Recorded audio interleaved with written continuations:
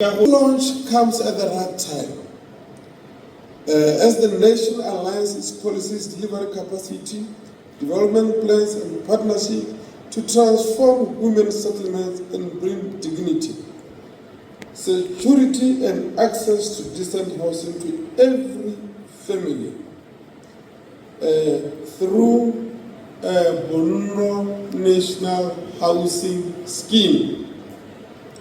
Yet we must be candid about the realities many households face: affordable challenges, informal incomes, and the lack of collateral make it difficult to access traditional loans.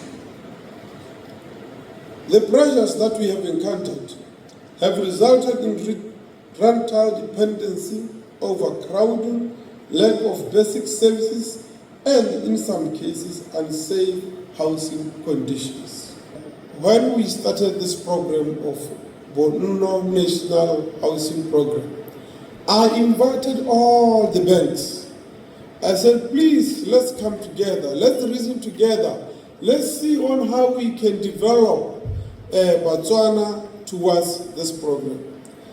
And in many occasions, my technocrats, they used to ask me a question: Honourable Minister, but now why are you extending to banks, wanting people to get loans? Then I told them that for the product to